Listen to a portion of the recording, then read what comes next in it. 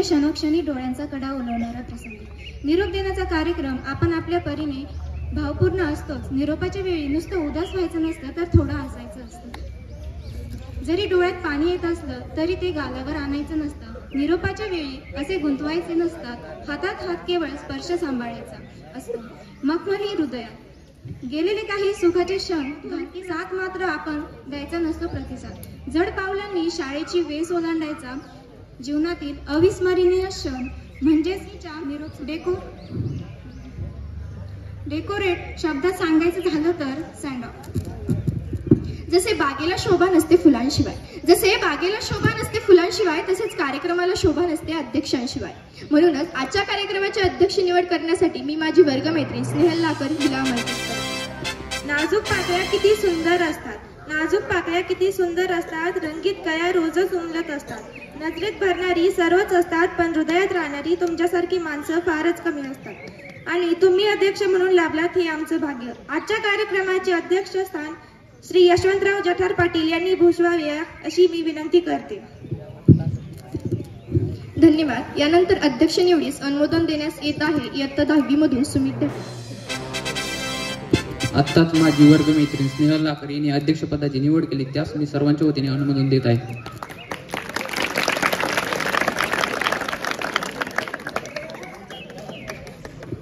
सुमंगल वातावरणात समयीच्या उजळल्या वाती मान्यवरांनी शुभ हस्ते प्रज्वलित कराव्या ज्योती. कार्यक्रमाचे अध्यक्ष, प्रमुख पाहुणे व व्यासपीठावरील सर्व मान्यवरांना मी स्नेहपूर्वक विनंती करते की त्यांनी त्यांचे शुभ हस्ते प्रतिमा पूजन व दीप प्रज्वलन करावे.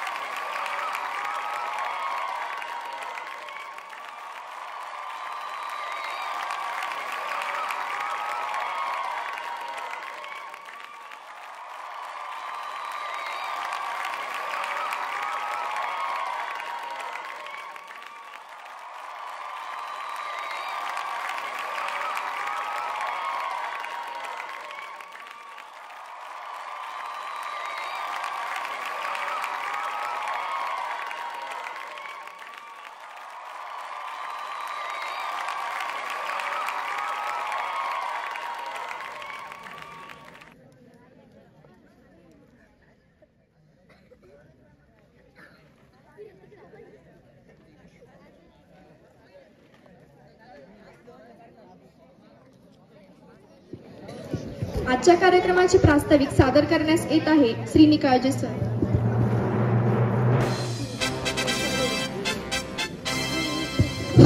आज विद्यालयामध्ये आपण शुभचिंतन सोहळा इयत्ता 12वी आणि इयत्ता 10वीच्या विद्यार्थ्यांसाठी आयोजित केलेला आहे.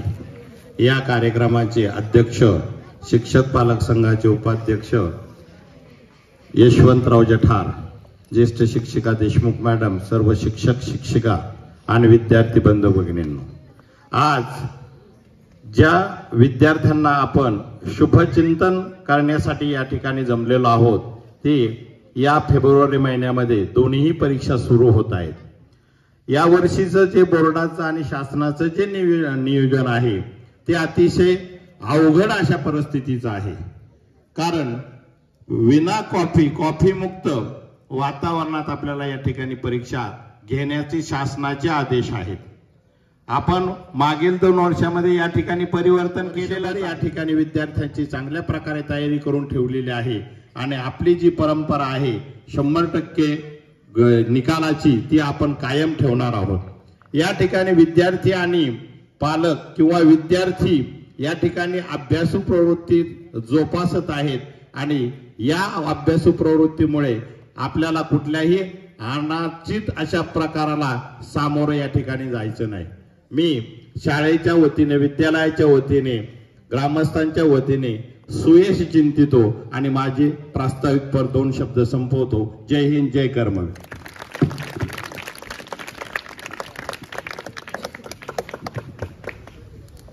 आयुष्य जरी एका दिवसाचे काम त्याचे लाख मोलाचे. सुखदुःखात असतो सोबती फुलांचाही थोर महती. घेऊन शिकवण आपण फुलांकडून सुखदुःख वाटू सर्व मिळून. आयुष्यात असेल आपल्यालाही सुगंध, दृढ होतील सर्व शिक्षक व उपस्थित मान्यवरांचे सत्कार करणे हे आम्हा सर्वांसाठी भाग्य. पाहुणे यशवंतराव जठार यांचा सत्कार निकाळजे सर करतील.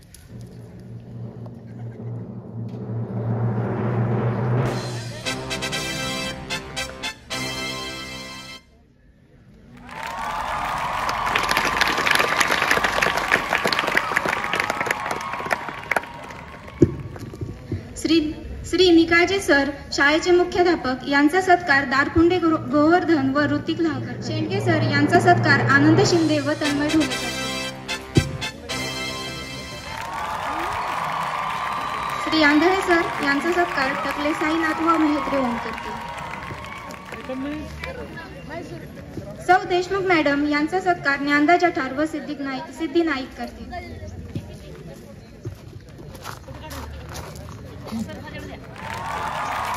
यानंतर श्री दिपोळे सर यांचा श्रुतिका या दोघी करतील.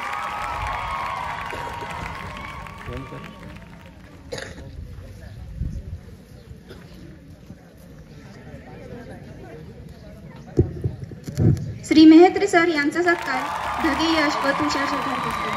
श्री कैली सर यांचा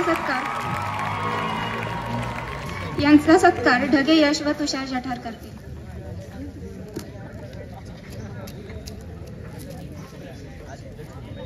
श्री लोखंडे सर यांचा सत्कार प्रेम गाडेकर व कांगोली रोहन करतील. शिंदे मॅडम यांचा सत्कार जठार यथार्थ व उदार सार्थक करतील.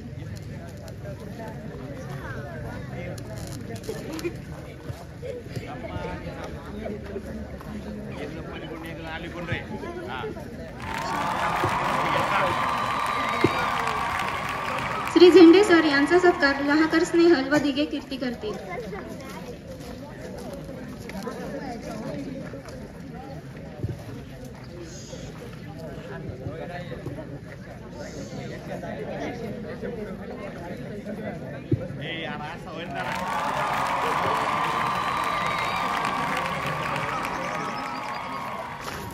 श्री चौधरी सर यांचा सत्कार ढगे सुमित व उदार ओम करतील.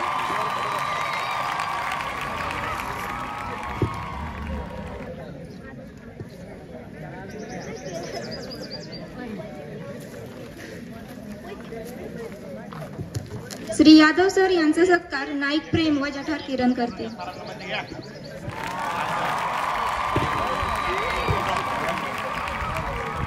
यादव मॅडम यांचा सत्कार जठार सृष्टी व लाहकर पल्लवी करतील.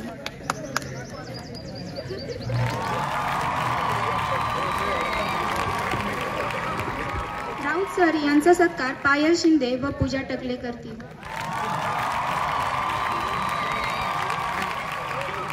श्री जठार सर यांचा सत्कार जठार शिवानी व ढोले भूमिका करतील.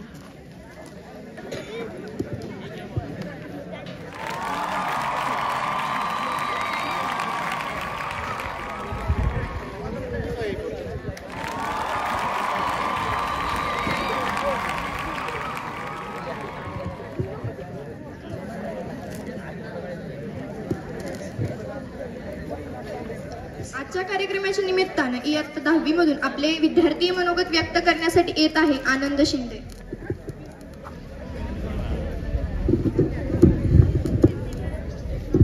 सूर्यासारखे तळपून जावे क्षितिजावरून जाताना, दगडालाही पाजर यावा निरोप शेवट घेताना.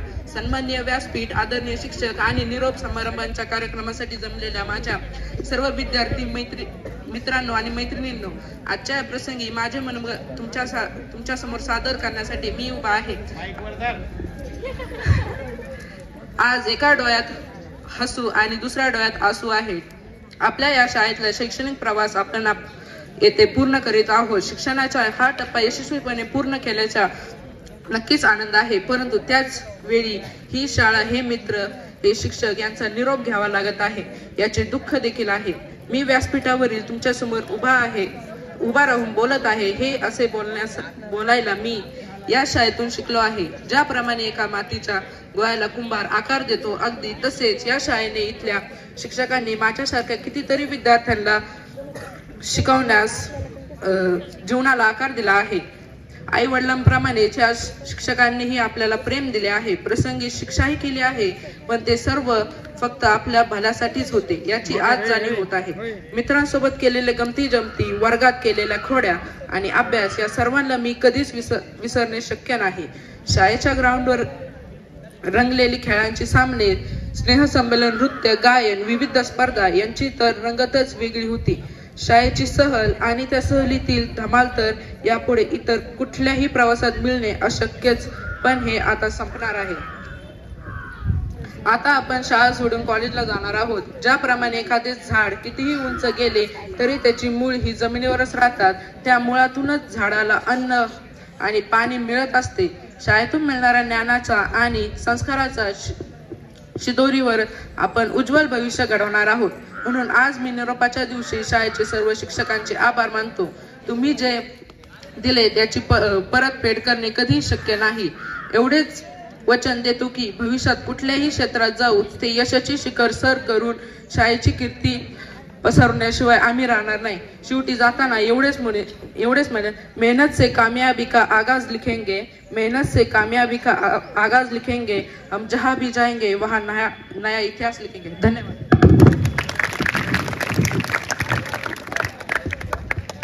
धन्यवाद आनंद. यानंतर येत आहे इयत्ता 10वी मधून तन्मय ढोले.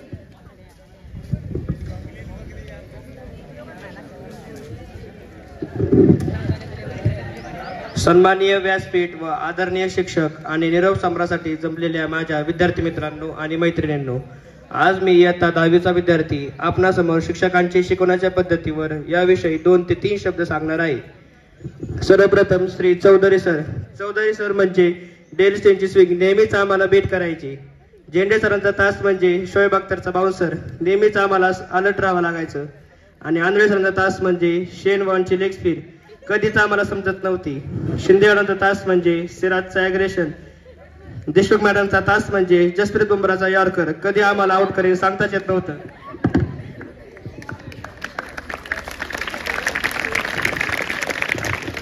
धन्यवाद तन्मय. यानंतर येत आहे इयत्ता 10वी मधून पल्लवी लहान. सहवास सुटला म्हणून सोबत सुटत नाही, सहवास सुटला म्हणून सोबत सुटत नाही. नुसता निरोप दिल्याने नाते तुटत नाही, नुसता निरोप दिल्याने नाते तुटत नाही. उपस्थित असलेले पाहुणे, शिक्षक आणि विद्यार्थी मित्रांनो, आज मी तुमच्या समोर या शाळेला शेवटचा निरोप देण्यासाठी उभी आहे.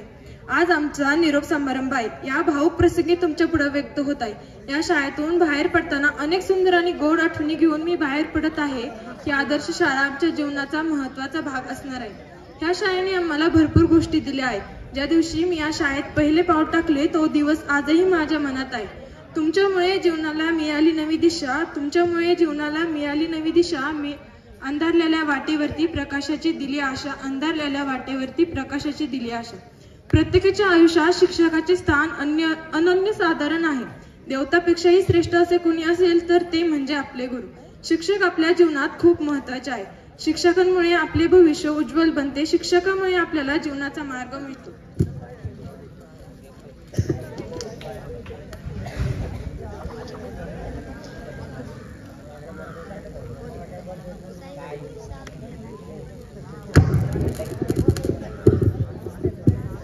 जीवनाची वाट दाखवली तुम्ही, आयुष्याचा मार्ग दाखवला तुम्ही.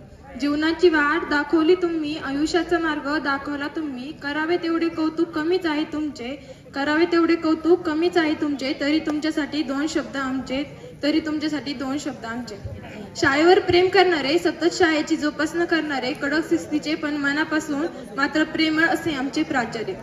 अतिशय कडक शिस्तीच्या वरून कडक दिसणाऱ्या पण मनातून प्रेमळ असणाऱ्या, चूक झाल्यावर शिक्षा करणाऱ्या अशा आमच्या देशमुख मॅडम. अवघड असणारा विषय असा सायन्स, पण विषय सोपा करून दिला तुम्ही. कधी प्रेमाने तर कधी रागवून जीवनाचा मार्ग दाखवणारे असे आमचे आंधळे सर.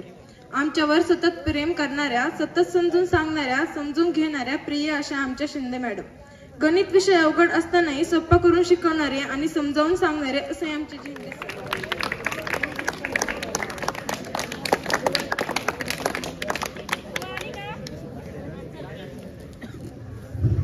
ही इमारत साक्ष आहे, ही इमारत साक्ष आहे आमच्या एकीचे बळ सांगायला.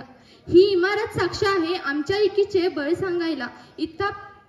इथला प्रत्येक बेंच पुरावा आहे आमच्या मनाचा तळ गाठायला.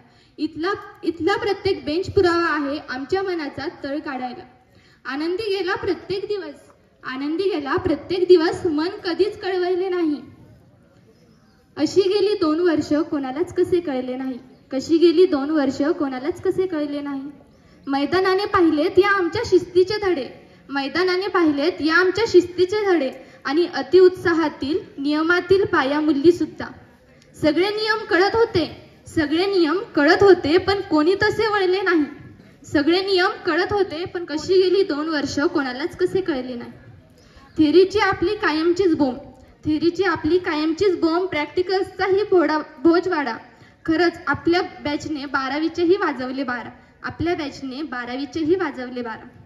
कशी गेली 2 वर्ष कोणालाच कसे कळले नाही. इथल्या मातीच्या कणाकणात दिसेल आमची मस्ती वृत्ती. 2 वर्षाच्या क्षणक्षणात जाणवेल आळशी वृत्ती. खरंच अभ्यास खूप असायचा पण वेळेचे नियोजन कधी जमलेच नाही. कशी गेली 2 वर्ष कोणालाच कसे कळले नाही. आठवताना सगळे किस्से डोळ्यात येते पाणी. त्या मोकळ्या वर्गाकडे पाहताना काळजाचं होतं पाणी. भेटलो परत कधी कुठे तर ओळख मात्र विसरू नका. पाठ फिरवीन जग जेव्हा मित्रांकडे हक्काने मदत मागा. कारण मित्र वनव्यामध्ये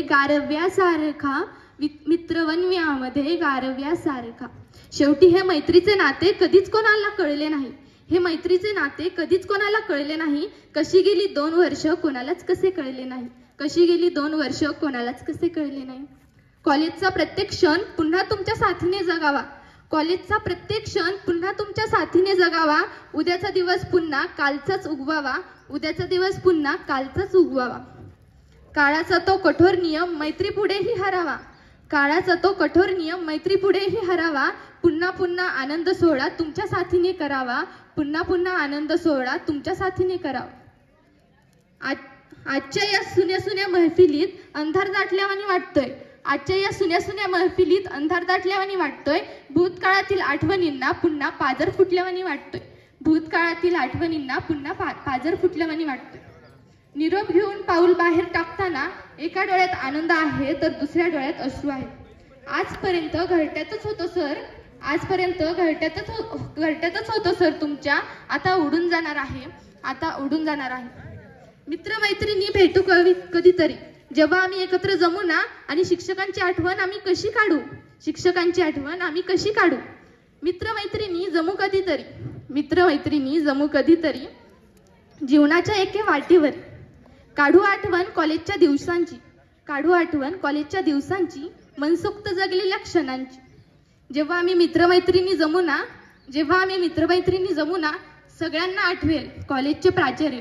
आपल्या कॉलेजचे प्राचार्य कोण होते? प्राचार्य निकाळजे सर नाव त्यांचे होते. त्यांची एक शिकवण कायम लक्षात राहिली. ती म्हणजे प्रॅक्टिस मेक्स मॅन परफेक्ट. तेवढ्यात ईश्वर बोलतो, केमिस्ट्रीला आपल्याला कोण होते? श्री राऊत सर नाव त्यांचे होते. माहिती आहे ना त्यांचे शब्दांचे मार्क कसे होते. पण घाबरलो तर आपण त्यावेळेसही नाही, कारण आमचे आवडते राऊत सर आमचे क्लास टीचर होते.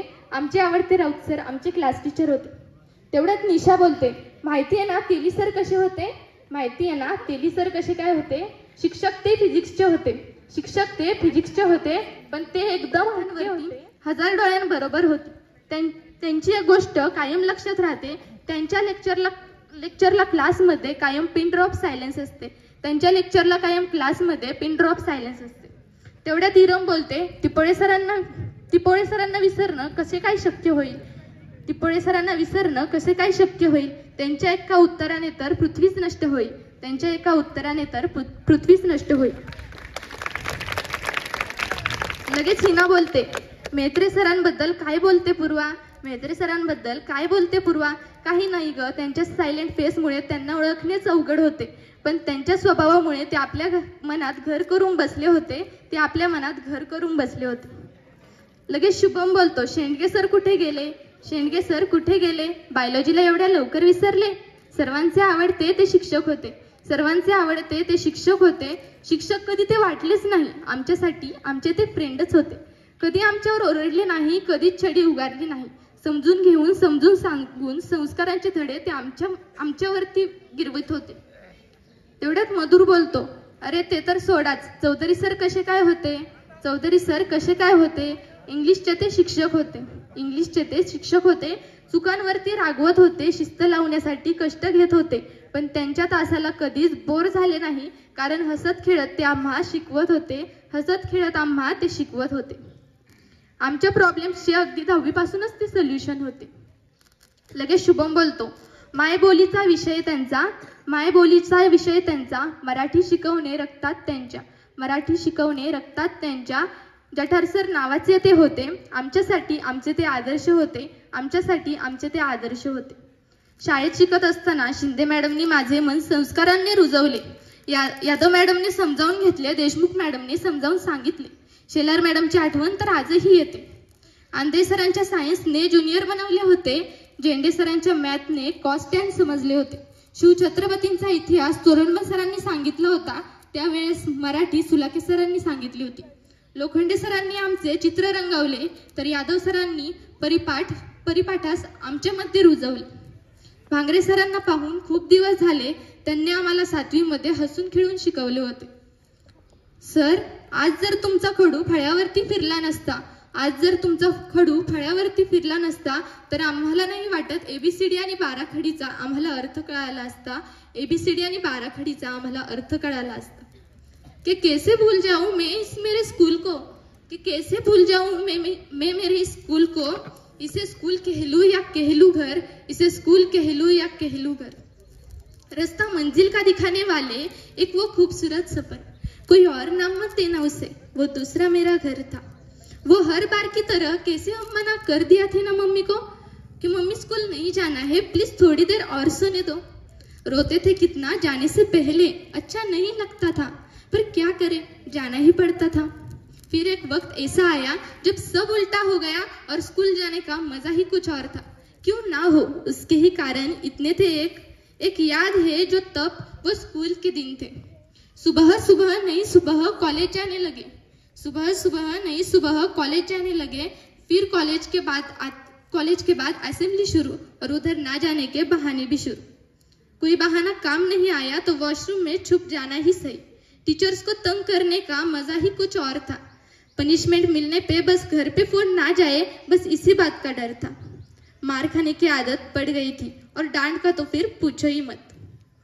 वो दिन याद है क्या जब पहली ही बार किया था क्लास बंक. डर भी लग रहा था कहीं पकड़े ना जाए. एक बार के बाद तो सब अपनी कप ऑफ टी, टीचर्स को पढ़ाने दो, अपना कोई मतलब नहीं. लंच भी खाते थे तो क्लास में बैठे ही. एक लंच में 8-8 हाथ हुआ करते थे. हम दोस्त सब साथ हुआ करते थे. लड़ाइया कॉलेज वाली करीब से देखना किस्मत थी. और तब सबको तो पता ही था कि इसके बाद कॉम्प्रो तो होनी ही थी. कितनी मस्ती करते थे ना हम क्लास के बाहर भागते भागते ही. और एक वो जो हमारी पकड़म पकड़ी. पहला प्यार भी तो अपना उधर ही हुआ था. बचपना था या जो कुछ, पर तब के लिए वही सच्चा था. मालूम पड़ा प्यार अंधा होता है एंड एज डजंट मैटर. जिस पे दिल हारा वो सीनियर थी, फिर जूनियर पे, और आखिरकार टीचर्स पे भी पड़ गई नजर. पेन होता था अपने पास में भी, फिर भी ऐसे मांगते थे कि है ही नहीं. फिर वो कहती कल ही तो दिया था. क्या करे कमबख्त ये दिल के साथ पेन भी बड़ी जल्दी खो जाते थे. क्लास के बीच टीचर्स जब बुला लेते थे बोर्ड पे, क्लास में जब टीचर बुला लेती थी बोर्ड पे, काम जाती थी बॉडी और हो जाती थी बेहोशी से. राहत मिलती तब जब पता चलता बोर्ड बस साफ करना है. यहाँ रूल्स ही इतने सारे थे, तो उन्हें तोड़ने के मजे ही कुछ और थे। सारे कांड खुल्लम खुल्ला चीटिंग सब करते थे। ऑल टाइम फुल एनर्जी। मैथमेटिक्स में पता नहीं क्या हो जाता था। आगे बेंच पे सब बच्चे पढ़ रहे हैं और पीछे हमारा ओएक्स चलता रहता था। ना करियर का टेंशन ना कुछ, कि बस दोस्ती यारी सच्ची थी। अब महसूस होती है वो सुबह आज की सुबह से कितनी ज्यादा अच्छी थी। फिर एक वक्त आया जब कॉलेज खत्म होने वाला था। उन चेहरों को साथ देखकर वो आखिरी बार अपना वक्त निकाला था। नहीं पता था हमें कि लास्ट टाइम हम साथ में उस ग्राउंड पे बैठे थे। अपने टीचर्स को पढ़ाते हुए हम आखिरी बार झेल रहे थे। फेयरवेल के टाइम पे सजना संवरना, मिलते रहने के वादे करना। कल सुबह हम यहाँ नहीं होंगे। कभी फैमिली थे, अब विजिटर्स बनेंगे। सोचा नहीं था जिनके साथ रोज बैठा करते थे उनके मिलने की बात ही होगी। वो नाम टीचर्स को कभी पता नहीं चलेंगे जो नाम हम उन्हें प्यार से देते थे। हाई से लेकर बाय तक का सफर, पेंसिल के बाद पेन से लिखने का हुनर, यारी का मतलब भी सीखा इधर। इसे स्कूल कह लो या कह लो घर, इसे स्कूल कह लो या कह लो घर। जो जाते थे स्कूल के बाद कॉलेज तक, उन रास्तों से आज हम जुदा हो गए। जो जाते थे स्कूल के बाद कॉलेज तक, उन रास्तों से आज हम जुदा हो गए। आज हम हमारे कॉलेज से विदा हो गए। वो लम्हे जो मेरी जिंदगी का अनमोल पल बन गए। वो लम्हे जो मेरा गुजरा हुआ कल बन गए। काश इन लम्हों में फिर से जी पाती। वो लम्हे जो मेरी नम आंखों का जल बन गए। कभी कभी हम याद करेंगे तुम सबकी यादों को, जब देखेंगे हमको कोने में पड़ी हुई कॉलेज की किताबों को। याद करके तुम्हें आंखें तो भर आएगी। जिंदगी की वो यादें कभी न जाएगी। मेरी यादों का साल एक दास्तां में बदल रहा। आ गया वो मोड़ जिसमें अलविदा कहना पड़ रहा। जेव्हा आम्ही हा प्रवास सुरू केला होता तेव्हा हे कधीच वाटले नव्हते की एक दिवस हा प्रवास संपवायलाही लागेल। पण बघा, उद्यापासून हे सगळं बदलून जाईल। उद्यापासून नाही कोणता गजर वाजेल, ना शाळेची घंटा वाजणार। जो गणवेश मी रोज घातला तो आता कपाटातच पडणार। ते वर्गाचे दरवाजे आता आमच्यासाठी बंद होतील। हो, ही तीच जागा जिथे आम्हाला यायला कधीच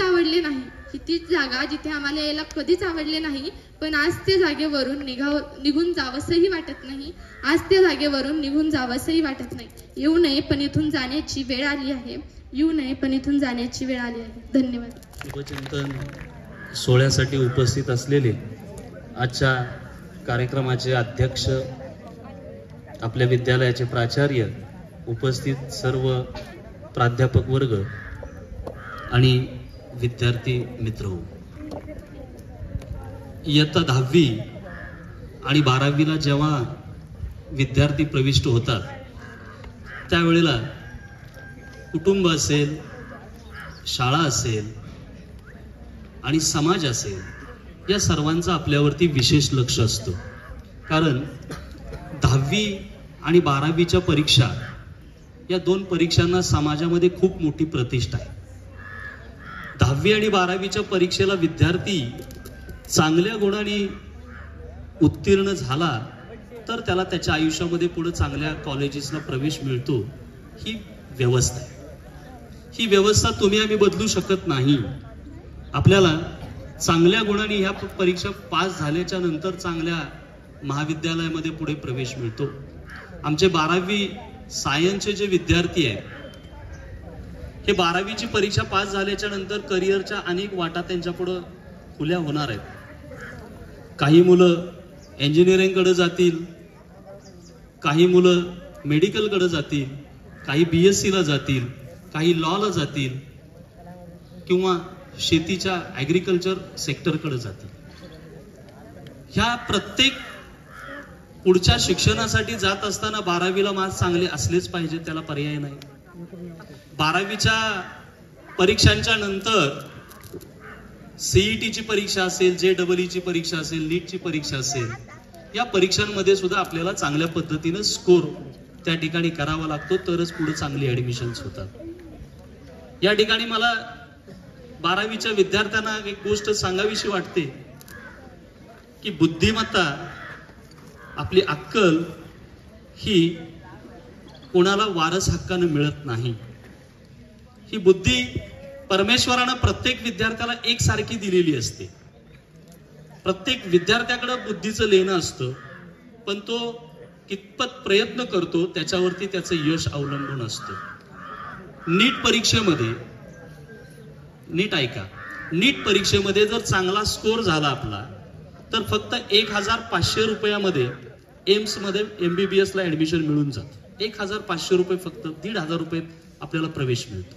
त्यासाठी नीटला स्कोर चांगला असावा लागतो. आणि नीटची परीक्षा सर्व विद्यार्थ्यांच्यासाठी जम्मू काश्मीर पासून कन्याकुमारी पर्यंत एकसारखीच आहे, एकाच वेळेला घेतली जाते. आपल्या सर्वांना समान संधी येते. इंजिनिअरिंगला सुद्धा IIT ला प्रवेश मिळवायचा, आपण JEE च्या परीक्षेमध्ये चांगला स्कोर घेतला तर IIT मध्ये सुद्धा आपल्याला अतिशय माफक दरात किंवा विनाशुल्क सुद्धा आपल्याला त्या ठिकाणी प्रवेश मिळतो. तर आपल्याला फक्त काय करायचंय, चांगल्या पद्धतीचा अभ्यास करायचा आहे. चांगला स्कोर आपल्या लाईफमध्ये कसा मिळेल हे त्या ठिकाणी बघायचं. हे विसापूर गावाचं मला खूप कौतुक करावंसं वाटतं. या श्रीगोंदा तालुक्यामध्ये शिक्षणाची जर खरोखर जाण असलेलं कुठलं सेंटर असेल तर ते विसापूर आहे असं म्हणायला काही हरकत नाही.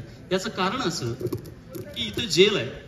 या जेलमध्ये अनेक अधिकारी नोकरीच्या निमित्तानं पूर्वी इथं राहिले, आले गेले, आणि त्यांना जाणीव झाली की आपल्या पोरांना जर चांगलं कुठं करिअर करायचं असेल तर सायन्स फॅकल्टी शिवाय पर्याय नाही. आणि त्या काळामध्ये इथं सायन्स कॉलेज सुरू झालं. श्रीगोंदा तालुक्यामध्ये फक्त 2च रयत शिक्षण संस्थेची सायन्स कॉलेज अनुदानित आहेत, एक विसापूरमध्ये आणि एक श्रीगोंद्यामध्ये. सायन्स शिवाय पर्याय नाही, ही आजचं वास्तव आहे. कला शाखा असतील तिथं सुद्धा चांगलं करिअर घडतं, कॉमर्स शाखा असेल तिथंही चांगलं करिअर घडतं. पण बहुतांशी पालकांचा कल हा व्यावसायिक शिक्षणाकडे सध्या दिसतोय. प्रत्येक पालकाची इच्छा आहे की आपला मुलगा JEE ला गेला पाहिजे, नीटला गेला पाहिजे. हे शब्द कायम आपल्या कानावर पडतात, इतके कॉमन झाले ते शब्द. JEE ची परीक्षा, नीटची परीक्षा, बोर्डाची परीक्षा. हे 12वीची मुलं, आता 12वीचा बोर्डाचे पेपर झाल्याच्या नंतर तुम्हाला थांबताच येणार नाही. तुम्हाला पुन्हा त्या CETच्या अभ्यासाच्या दृष्टीने सुद्धा अभ्यासात मग्न राहावं लागणार आहे. 10वीच्या विद्यार्थ्यांच्यासाठी सुद्धा 10वी पास झाल्याच्या नंतर आपल्याला करिअरच्या वाटा निवडत असताना सुद्धा आपण योग्य शाखेला प्रवेश घेण्यासाठी आपल्याला त्या ठिकाणी विचार करावा लागणार आहे. आज अनेक पुण्या मुंबई सारखी शाळा महाविद्यालय आम्ही अशी बघतो की ज्या ठिकाणी विद्यार्थी हॉस्टेलला राहतो. हॉस्टेलला राहिलेला जो विद्यार्थी असेल आपल्या कुटुंबापासून लांब असतो आणि त्या ठिकाणी मोठ्याच्या अशा महासागरात गेल्यासारखं त्या विद्यार्थी गडबडून जातो, कोमेजून जातो आणि कारण नसताना डिप्रेशन मध्ये येतो. म्हणून शिक्षण जर मुलाचं सदृढपणे व्हायचं असेल तर तो विद्यार्थी 12वी पर्यंत किमान का असे ना तो आपल्या आई वडिलांच्या सानिध्यातच राहायला पाहिजे. आपल्या कुटुंबामध्ये आपल्याला एक संरक्षण असतं, मानसिक संरक्षण असतं, आपल्याला त्या ठिकाणी पाठबळ असतं. त्यामुळं 12वीच्या आणि 10वीच्या विद्यार्थ्यांनी, 12वीचे जातील पुढच्या उच्च शिक्षणाला, पण 10वीच्या नंतर जी मुलं पुढच्या शिक्षणासाठी जात आहेत त्यांनी प्रयत्नपूर्वक आपल्या कुटुंबात राहून, आपल्या घरात राहून 11वी 12वीचा टप्पा आपला पूर्ण कसा होईल अशा दृष्टीनं पुढे आपली कॉलेजेस निवडली पाहिजेत. अशा पद्धतीनं आपल्या शिक्षणाचा मार्ग आपण अवलंबला पाहिजे. कारण 11वी आणि 12वीचं वर्ष हे विद्यार्थ्यांच्या आयुष्यातला एक वादळी अशांततेचा काळ असतो.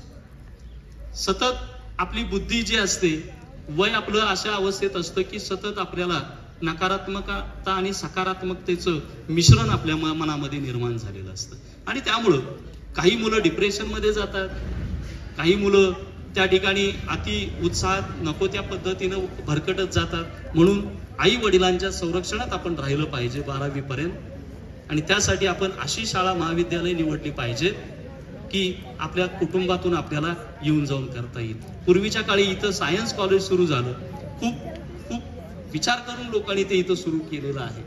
आणि त्यामुळं सायन्समधून आपल्याला पुढे जर चांगल्या पद्धतीनं जायचं असेल तर आपल्याला सायन्सशिवाय तरणोपाय नाही.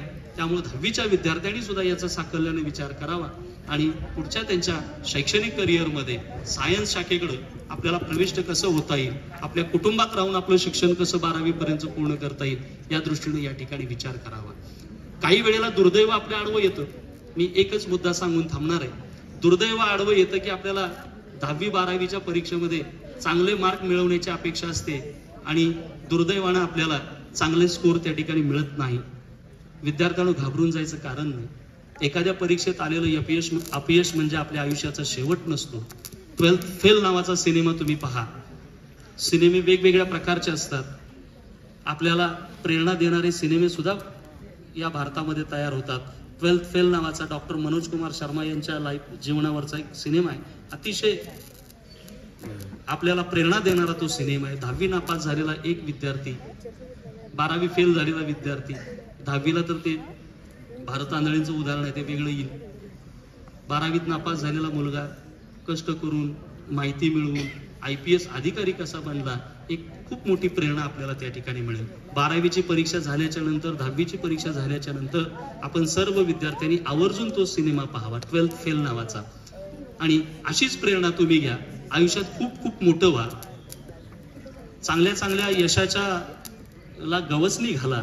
स्वतःचं नाव मोठं करा, कुटुंबाचं नाव मोठं करा, आपल्या गावाचं नाव मोठं करा आणि आपल्या शाळेचं नाव मोठं होईल अशा पद्धतीचं कृत्य त्या ठिकाणी करा. अनेक विद्यार्थी मगाशी भाषणात सांगत होते आमच्या शाळेची शिस्त अतिशय कडक आहे. शिस्त सगळीकडे एकसारखीच आहे. आम्ही आपल्याकडे पण शिस्त तीच आहे. जो बेशिस्त वागतो त्याला शिस्तीची भीती वाटते. जो विद्यार्थी लाईन दोरीत चालतो, नाकाच्या समोर चालतो, त्याला काय घाबरायचं कारण. शिस्त ही शाळेची असणार आणि ही शिस्तच आपल्याला आयुष्यात पुढे उपयोगी पडणार आहे. त्यामुळे ही शिस्त नसून आपल्याला वळण लावण्याची ही व्यवस्था आहे असं मानून घेतलं तर आपल्याला त्याचा त्रास होत नाही. विद्यार्थी मित्रांनो, पुन्हा एकदा तुम्हाला सर्वांना मी 10वी 12वीच्या परीक्षेसाठी शुभेच्छा देतो. जय हिंद, जय महाराष्ट्र. मनपूर्वक धन्यवाद सर. यानंतर इयत्ता 10वीचे वर्ग शिक्षक चौधरी सर यांना विनंती करते की त्यांनी आपले मनोगत व्यक्त करावे.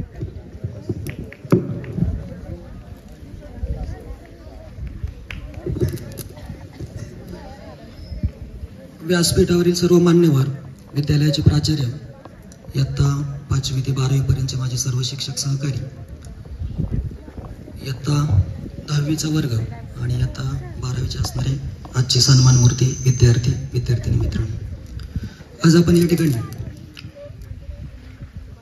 शुभचिंतन सोहळा, ज्याला इंग्रजीमध्ये फेअरवेल असं म्हणतात, ज्याच्यात काहीच फेअर नसतं तसं विद्यार्थ्यांच्या वतीने नेहमी आपण गुड बाय म्हणतो. त्या गुड बायमध्ये गुड काहीच नसतं, ओके नाही. तर तशा प्रकारे या सोहळ्यासाठी आपण शुभेच्छा समारंभासाठी या ठिकाणी जमलेलो आहोत.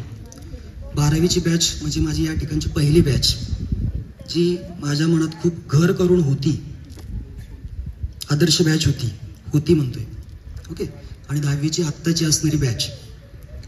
तर खरंच या दोन बॅचमधलं अंतर जे आहे खूप शिकवून गेलं. आमिर खाननं त्या चित्रपटामध्ये म्हणण्याप्रमाणे प्रत्येक मूल स्पेशल असतं, तसं या ठिकाणचा प्रत्येक विद्यार्थी आम्हाला काही ना काही शिकवून जातो. आम्ही तर शिकवतोच, पण या प्रत्येक विद्यार्थ्याकडून आम्हाला काही ना काही शिकण्यास मिळतं. काय केलं पाहिजे, काय करायला नाही पाहिजे, ह्या 2-3 वर्षामध्ये तुम्ही शिकलेला आहात. आता 5वीपासून काही विद्यार्थी इथं असतील, काही 8वीमध्ये आले असतील, काही 11वी 12वीला आले असतील. आमच्या परीनं सर्व ज्ञानदात्यांनी तुम्हाला जे काही चांगलं आहे तेच द्यायचा प्रयत्न केला आहे. पण तुम्ही काय घेतले, तुम्ही किती घेतले, हे ज्या त्या विद्यार्थ्यावर डिपेंड असते. साहजिकच शिक्षक असं व्यक्तिमत्व आहे की तो तुमच्याकडून चांगल्याचीच अपेक्षा करतो. पालकानंतर सगळ्यात जास्त काळजी घेणारा कोण असेल, सगळ्यात जास्त त्या ठिकाणी तुमच्या करिअरची चिंता असणारा कोण असेल तर तो एक शिक्षक असतो. पण हे कळेल त्याला आहे. विद्यार्थ्यांनी त्याच्या या शैक्षणिक जीवनामध्ये एखाद्या स्पंज सारखं असावं लागतं पहा, की जे मिळेल ते शोषण्याची, रिसीव्ह करण्याची ॲबिलिटी त्याच्यामध्ये असणं गरजेचं असतं. पुढील 5-7 वर्षामध्ये पुढील 5-7 वर्ष जे आहे ते तुमच्यासाठी खूप डिसिसिव्ह असतील, निर्णायक असतील. कारण याच्यातूनच तुमचं लाईफ, तुमच्या जीवनाची दिशा त्या ठिकाणी तुम्हाला ठरवायची आहे. नॉलेज याच्यामध्ये खूप महत्त्वाचं आहे, स्किल्स याच्यामध्ये खूप महत्त्वाचे आहेत. आणि नॉलेज अँड स्किल्स जर त्या ठिकाणी असतील तर तुम्ही तुमच्या मनात जे काही ठरवलेलं आहे ते नक्कीच तुम्ही त्या ठिकाणी पूर्ण करू शकता. मित्रांनो, हे सगळं करत असताना एक गोष्ट लक्षात ठेवायची, जसं सरांनी सांगितलं, पूर्वानं सांगितलं की 12th फेल झालेले सुद्धा त्या ठिकाणी IAS ऑफिसर झालेले आहेत. मग तुम्ही म्हणा, सर आम्हाला पण IAS ऑफिसर आहे, चला आम्ही पण फेल होणार आहेत. आता सगळेच फेल होणारे IAS ऑफिसर होत नाहीत. ज्याच्याकडे दुर्दम्य इच्छाशक्ती आहे, ज्याच्याकडे हरल्यानंतर पुन्हा पडल्यानंतर पुन्हा उभं राहण्याची उर्मी आहे, जिद्द आहे, ज्याला स्वतःमध्ये चेंज करायचं आहे, ज्याला स्वतःच्या आईवडिलांचं दुःख दिसतंय, ज्याला स्वतःमध्ये काहीतरी स्वप्न आहे, तोच ते करू शकतो. सगळ्या 10वी फेलवाल्याने ते जमणार नाही, सगळ्या 12वी फेलवाल्याने ते जमणार नाही. बरोबर? म्हणजे तुम्ही फेल व्हावा अशी आमची अपेक्षा नाही, नक्कीच नाही. चांगला निकाल तुमच्याकडून आम्हाला अपेक्षित आहे. आयुष्यात पुढे जात असताना अनेक अनुभव तुम्हाला येत जातील. आम्ही सगळ्या गोष्टी सांगायची गरज नाही. बरोबर? तुमच्या आईवडिलांचे अनुभव, तुमच्या शेजाऱ्या पाजाऱ्यांचे अनुभव, तुमच्या मित्रमैत्रिणींचे अनुभव, तुमच्या शिक्षकांचे अनुभव नेहमी तुमच्याशी शेअर केले जातात. तसं तुमच्या लाईफमध्ये सुद्धा वेगवेगळे अनुभव येत जातील. आणि त्याच्यात तुम्हाला एक गोष्ट नक्की कळेल की आयुष्यात जर काही महत्त्वाचं असेल, कुठेही जा, तुम्हाला तुमच्या वागण्या बोलण्यातून तुमच्या आईवडिलांचे संस्कार त्या ठिकाणी निघतात. तुम्ही कुठल्या शाळेत होता हे विचारलं जातं, तुम्हाला कोण शिक्षक होते हे विचारलं जातं. त्यामुळे कुठेही वागताना, बोलताना, वावरताना ह्या गोष्टींचं भान ठेवा की तिथं फक्त तुमचं प्रेझेंटेशन होत नाही, तुमच्या आईवडिलांचं, तुमच्या गावाचं, तुमच्या शाळेचं, तुमच्या शिक्षकांचं प्रेझेंटेशन ते तुम्ही करत असता. ह्या गोष्टीचं भान ठेवा. आणि आयुष्यात महत्त्वाची असणारी गोष्ट म्हणजे व्हॅल्यू सिस्टीम असते. व्हॅल्यू सिस्टीम, ज्याला मूल्य म्हणतो आपण, ज्याला तत्व म्हणतो, ती जपण्याचा प्रयत्न करा, ती वाढवण्याचा प्रयत्न करा. कॅरेक्टर नावाची गोष्ट असते. आपण म्हणतो सहज, if health is lost, if wealth is lost, nothing is lost. If health is lost, something is lost. But if character is lost, everything is lost. चारित्र्य खूप महत्वाचं आहे. त्याच्यावरूनच आपली समाजात ओळख असते. 2 गोष्टी कमी मिळाल्या, 2 पदं कमी मिळाले, 2 मार्क्स कमी मिळाले तरी चालतील, पण कॅरेक्टरच्या बाबतीत कुठेही कॉम्प्रोमाइज करू नका. एखाद्याला खुश करण्याच्या नादामध्ये स्वतःच्या सेल्फ इस्टीमशी तडजोड करू नका. स्वाभिमान, बरोबर, ते खूप महत्वाचं आहे. त्या गोष्टी लक्षात ठेवा आणि त्या पद्धतीने वागा. इथून गेल्यानंतर तुम्ही 10वी 12वीची परीक्षा देणार आहात, उत्तम मार्क्स मिळवाल, चांगला अभ्यास तुम्ही त्यासाठी कराल अशी आमची सगळ्यांची अपेक्षा आहे. आणि पुढे जाऊन आयुष्यामध्ये तुमच्यातून आम्हाला चांगले इंजिनियर त्या ठिकाणी अपेक्षित आहे, चांगले शिक्षक अपेक्षित आहेत. त्याच्या डोक्यावरून जातं हे सगळं, त्याचा दोष नाही. चांगले डॉक्टरांची अपेक्षा तुमच्याकडून आहे, चांगल्या समाजसेवकांची अपेक्षा तुमच्याकडून आहे, हे तुमच्यातच घडलेले आहेत. चांगला शेतकरी सुद्धा तुमच्यातच आहे, चांगल्या गृहिणी हवे आहेत. आणि सगळ्यात महत्त्वाचं, चांगला माणूस होणं गरजेचं आहे सगळ्यात सरतेशेवटी. ह्या अपेक्षा प्रत्येकाकडून असल्या पाहिजेत. असं काम करा की जेव्हा आरशासमोर उभं राहील तेव्हा स्वतःच्या नजरेशी नजर मिळवू शकाल. ती नजर खाली घालू शकणार नाहीत, नजरेला नजर मिळवू शकणार नाहीत, अशा प्रकारचं काही काम होणार नाही. अशा प्रकारची तुमच्याकडून अपेक्षा करतो. आणि शेवटी जो जे वांछिल तो ते लाहो, ज्याचं जी काही स्वप्न आहे ते पूर्ण व्हावेत असे आमच्या सर्वांच्या वतीनं त्या ठिकाणी मी प्रार्थना करतो आणि माझे 2 शब्द संपवतो. सर्वांना खूप खूप शुभेच्छा. आज 10वी आणि 12वीच्या निरोप समारंभाच्या निमित्ताने शाळेने जी मला संधी दिली आणि अध्यक्षपद भूषवण्याची विनंती केली त्याबद्दल मी सर्व शिक्षकांचे मनपूर्वक आभार मानतो, धन्यवाद देतो. एवढ्या मोठ्या पदावर मला बसण्याची संधी दिली. खरं तर मी जवळजवळ 25 वर्षानंतर आज शाळेत आलेलो आहे. मीही तुमच्यासारखाच इथं बसलो होतो, मान्यवरांचा विषय ऐकत होतो.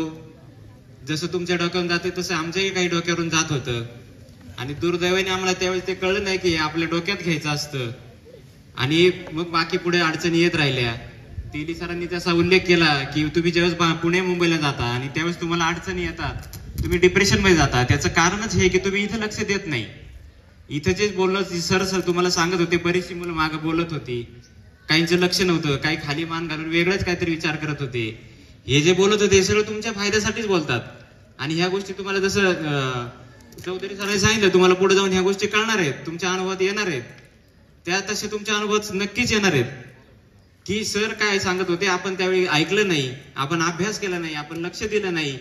या गोष्टी तुम्हाला पुढे जाऊन येणार आहेत. त्यामुळे मी तुम्हाला सर्वांना विनंती करतो की तुम्ही तुमचे शिक्षक जे काही सांगतात, एक वेळेस तुम्ही पालकांचं थोडंसं कमी ऐका, पण शिक्षकांचं नक्कीच ऐका तुम्ही, कारण ते तुमच्यासाठी नेहमी चांगलाच विचार करतात. आपल्या हाताखाली शिकलेला विद्यार्थी हा पुढे जाऊन त्यांनी काहीतरी बनावं, त्यांनी काहीतरी नाव कमावं. आणि तशी आपल्या शाळेची फार मोठी परंपरा आहे बरं का सर. आपल्या शाळेने खूप मोठे विद्यार्थी या ठिकाणी घडवलेले आहेत. बरेचसे इंजिनियर आहेत, डॉक्टर आहेत, खूप मोठे लोक आहेत. ते इथे येऊनही गेलेले आहेत आणि त्यांचे बरेचसे लेक्चर इथे झालेत, मी ऐकलेले आहेत. त्यावेळेस तुमचा असाच गोंधळ चालू होता. हे काही बरोबर नाही. सगळ्या विद्यार्थ्यांनी व्यवस्थित लक्ष दिलं पाहिजे. हे सगळं तुमच्यासाठी चाललेलं आहे, कोणाच्या याच्यात काही बाकी फायदा नाहीये. फायदा झाला तर फक्त विद्यार्थ्याचाच व्हावा असं त्यांची इच्छा असते. असो, 10वी आणि 12वीच्या विद्यार्थ्यांना खास करून मी शुभेच्छा देतो. व्यवस्थित पेपर लिहावा त्यांनी आणि त्यांचं उज्ज्वल आयुष्य, त्यांचं सक्सेस ह्याच्यामध्ये व्हावं अशी मी शुभेच्छा देतो आणि माझे 2 शब्द थांबवतो. धन्यवाद. इयत्ता 10वी व 12वी या विद्यार्थ्यांच्या वतीने आभार प्रदर्शक व्यक्तींनी विद्यार्थ्यांना मिष्टान्न भोजन दिले ते म्हणजे सचिनराव जठार पाटील आणि ज्यांनी गॅसची टाकी दिली असे यशवंतराव जठार पाटील या दोन्हींचेही विद्यालयाच्या वतीने मी प्रथमतः आभार मानते. Scouts club go.